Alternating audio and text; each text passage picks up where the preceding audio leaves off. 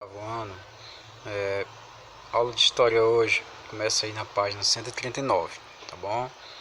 Então, do nosso material, nosso livro aí, a gente vai entender o processo de imigração, saber o que é um imigrante, né? É aquela pessoa que vai morar em outro país, ele é um imigrante, tá bom? Suponhamos que você vai morar no Japão, é um imigrante brasileiro morando no Japão. Suponhamos que o japonês saia do Japão e venha morar no Brasil. Ele é um imigrante japonês no Brasil. É só isso. A explicação é só essa. A diferença, o que você tem que entender é que quando alguém sai de seu país, ele está fazendo uma emigração. Com E, emigrante. Saiu. Não importa para onde ele vai. Mas quando ele chega em outro país, ele é um imigrante com I. Chegou em outro país, é um imigrante. Quando ele sai de um país para outro, ele pode voltar antes de chegar em outro país. Ele pode se arrepender lá na metade do caminho e voltou. Ele é só fazendo uma emigração. Mas o fato dele chegar lá para morar, para estudar, morar, fazer uma economia funcionar, tá? Uma condição de imigrante. Tá bom, pessoal? Então, quem são os imigrantes? Por que a gente tem que saber a respeito? São pessoas que vieram morar no Brasil, desenvolver uma economia, aprender coisas novas, cultura nova e principalmente sobreviver, porque no país deles não estava muito bom. Estamos aqui no século XIX e no século XIX o mundo não era lá essas coisas para a pessoa, não é como hoje não, você poderia pegar um avião e pegar a internet, trabalhar pela internet, não. Antigamente era muito mais complicado do que hoje, né? E no século XIX muitos italianos, japoneses, alemães, poloneses, todos vieram em grande quantidade para morar no Brasil. Não só no Brasil, mas também nos Estados Unidos, no Canadá, na Argentina, que tinha um programa de imigração também. E também no Brasil, os fazendeiros tinham um programa de imigração, juntamente com o governo, né? Então, de onde é que esse pessoal vinha? Eles vinham do Japão. Inclusive, até hoje tem comunidades japonesas no Brasil, né? Em São Paulo tem a maior comunidade japonesa que se tem notícia. E principalmente para a região sudeste que eles vieram habitar, o pessoal do Japão. Trabalhar em fazendas de café, em lavoura, um sistema que o governo dava para eles um pedaço de terra. Eles aproveitavam isso e acabavam produzindo muito. E muitas pessoas hoje descendentes de japoneses são donos de propriedades, né? Vieram também pessoas de Portugal, pessoas da Espanha, né? Pessoas da Itália, pessoas da Alemanha. Para você compreender que o nosso povo ele é misturado. Itália, Alemanha, Polônia, né? Ucrânia, são países que acabaram enviando muita quantidade de pessoas para outros países. Aqui para o Brasil vieram esses aqui, vieram também outros também, né? Ingleses, enfim. Para o sul do país, italianos e alemães se concentraram em maior quantidade. Região sul, Rio Grande do Sul, regiões como Santa Catarina, tem cidades fundadas por alemães como Blumenau, né? E por aí vai. Os alemães e italianos se concentraram muito no sul, enquanto os japoneses foi mais para o sudeste. O fato é que esse pessoal ele se misturou com nós aqui, do nosso país aqui, e formou esse povo, né? Esse povo grande que nós temos hoje, que além de imigrantes, nós temos aí também os nossos nativos indígenas, né? Os nativos indígenas, os índios. Também nós temos os nossos descendentes de africanos que já moravam no Brasil, foram trazidos para o trabalho escravo.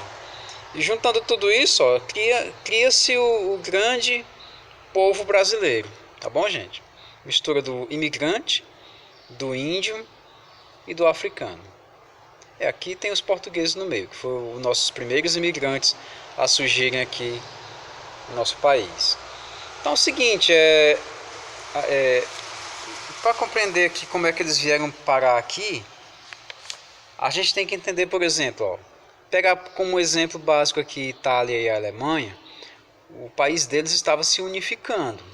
A gente até estudou isso, a unificação da Itália e a unificação da Alemanha, certo? Então olha só, como esses países estavam se unificando, muitas terras foram tomadas de quem nelas estava habitando. E esse pessoal que estava em terras aí, que foram tomadas pelo governo, na questão da unificação, eles não tiveram mais para onde ir.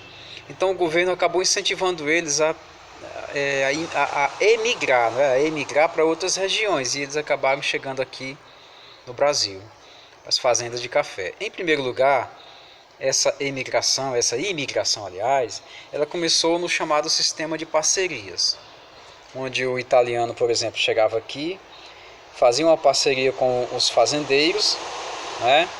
E muitos fazendeiros, eles faziam um negócio assim de emprestar dinheiro para dar passagem, emprestar dinheiro para alimentação, emprestar dinheiro para roupas, né? Porque eram famílias todas que vinham. Eles não vinham com dinheiro não, eles vinham com a mão de obra, né?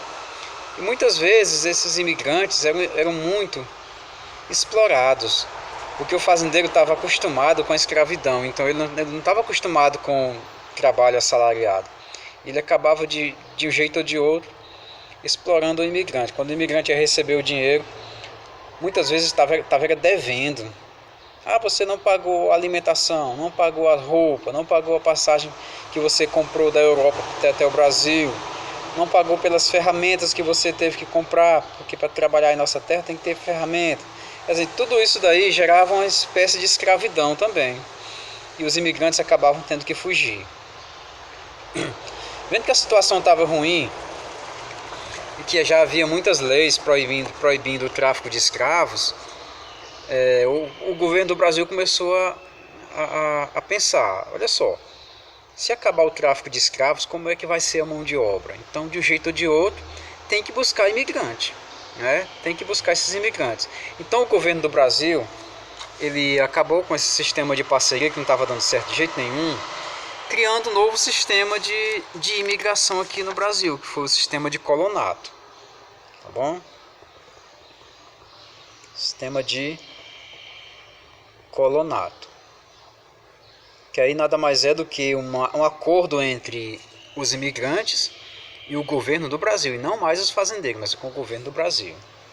Aqui já estava participando, aqui era o governo. Então o que é que o governo do Brasil fez aqui no tempo do Dom Pedro II? O governo pegou e mandou um monte de propagandas para a Europa, né? No sentido de atrair esse imigrante. Essas propagandas poderiam ser jornais, panfletos. Naquele tempo não tinha site, então o pessoal tinha que fazer panfleto mesmo, né? Colocava lá um cartaz, produzia um monte de cartazes falando das facilidades assim.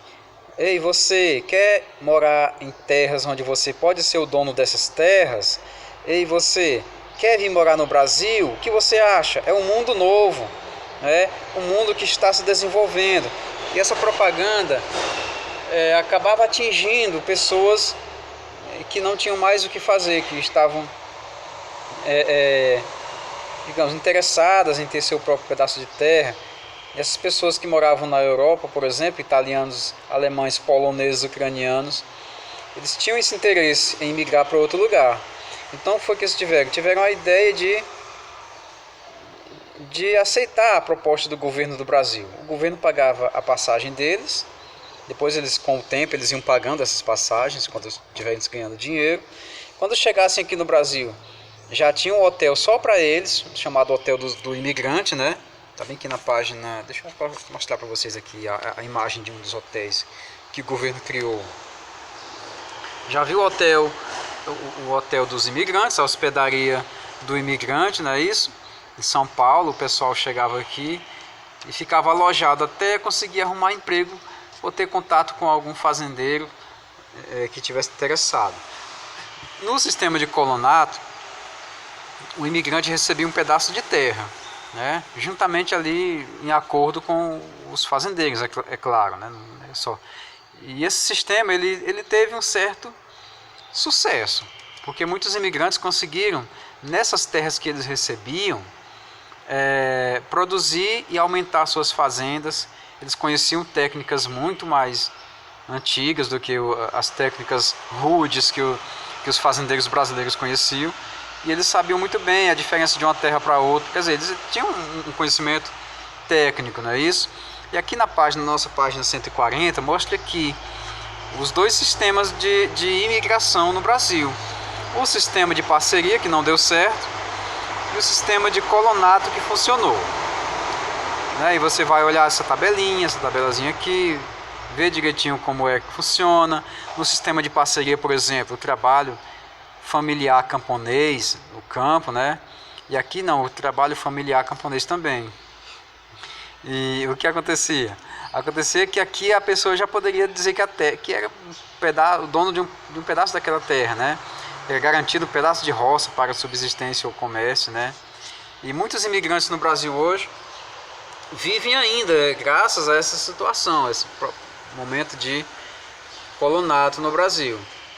É comum você ver descendentes de portugueses no Brasil, descendentes de japoneses, até em Valença tem descendentes de japoneses, né? Descendentes de libaneses lá em Teresina, descendentes de holandeses em Pernambuco, descendentes de chineses e japoneses em São Paulo, descendentes de alemães e italianos no Rio Grande do Sul, em Santa Catarina, Florianópolis, né? No Paraná também. E assim por diante. E essas qualidades que nós herdamos deles também são muitas. Na parte da culinária, na parte da vivência. Tem gente que é mais assim, digamos, alegre, mais contente. É aquela parte ali do lado português misturado com árabe, né? Gosta assim de fazer negócio, gosta de comercializar. É o lado árabe e judeu da coisa. O árabe, o judeu e o português gostam muito de fazer comércio. Eles começaram dessa maneira. Eles enrolam qualquer um assim, não enrolando na desonestidade, mas enrolando para a pessoa comprar, né? Para a pessoa fazer um comércio. É muito bom, muito interessante. Já o lado assim mais fechadão, caladão, que é o lado dos franceses, que alguns vieram para o Brasil também, o lado caladão, dos alemães. O alemão é muito focado, muito concentrado, né? O italiano é conversador demais também, muito conversador, alegre, zangado ao mesmo tempo, tudo isso. Quer dizer, tudo isso nós herdamos desses imigrantes, né? É isso que fez o povo do Brasil. O holandês é aquele cara também que gosta muito de ganhar dinheiro, sabe empreender, né? Um empreendedor. O holandês é empreendedor demais, ele é trabalhador, monta uma loja aqui, vai rapidão, ele consegue. Não desiste com facilidade não, né? E a força e a inteligência do africano, um povo muito inteligente. Nós temos que entender que os primeiros reinos e impérios do mundo eram impérios e reinos africanos. Não é à toa não, eles eram muito inteligentes e capacitados. Conheciam as técnicas de cultivo. Foram eles que trouxeram as técnicas de cultivo para cá, né? A força e a inteligência com eles. A graça do índio, enfim, os costumes que nós temos hoje. Tudo isso foi herdado de certo modo no nosso DNA, tá bom? Aqui nós temos a parte que fala de curiosidades, que você vai dar uma lidazinha em casa. Logicamente não vou, é apenas uma curiosidade. Mas essa parte aqui é importante, essa parte que vai falar do Barão de Mauá. Tá aqui o Barão Irineu Evangelista de Souza. Foi considerado assim um grande empreendedor no Brasil, né? Deveria ter sangue imigrante também, tiver alguma coisa, enfim. Olha só, ele tornou-se grande pelo o seu investimento. Ele tinha grande quantidade de capital. Já expliquei para vocês o que é capital, não é? Capital você vai investir, dinheiro você vai gastar. É diferente um pouquinho as duas coisas. O Irineu era um capitalista. Ele tinha recurso, mas esse recurso dele era para investir. Não era só para torrar e gastar com jogos e outras coisas, não. Bom, então, ele foi um grande industrial, banqueiro, né? E tudo isso que o Irineu Evangelista da Silva tentou fazer no Brasil, infelizmente ele faliu, né? Porque não tinha apoio do governo não, era só ele. O governo é aquela coisa, o governo incentivo que ele dava era esse, vai buscar os imigrantes, né? Aí vocês se viram com eles, né? Tem a lei que vai proteger, que é a lei do colonato. Vai lá, Barão de Mauá, vai lá e arrebenta. Se você voltar arrebentado, problema seu, né? O governo sempre foi assim no Brasil, não existe, não tem essa coisa, essa parceria para desenvolver o país como deveria não, né? Infelizmente. Então a aula de hoje nós ficamos por aqui, nós vimos um pouquinho sobre os imigrantes, tá bom? Na próxima aula a gente vai começar a responder as páginas do nosso assunto. E o ano está terminando e temos ainda os capítulos adiante, que é um pouquinho ainda, mas muito assunto, muita coisa ainda para aprender. Não subestimem nosso livro não, ele é pequenininho, mas pense na qualidade e no aprendizado que vocês podem ter com ele. É tão bom que não dá nem, dá até gosto de você abrir e olhar o livro, então, já que parece uma revista, né, ele é fininho, então ele é muito bom. Nosso material é ótimo, graças a Deus. Então, gente, fiquem em casa, se cuidem, fiquem na fé, tranquilidade. Tchau.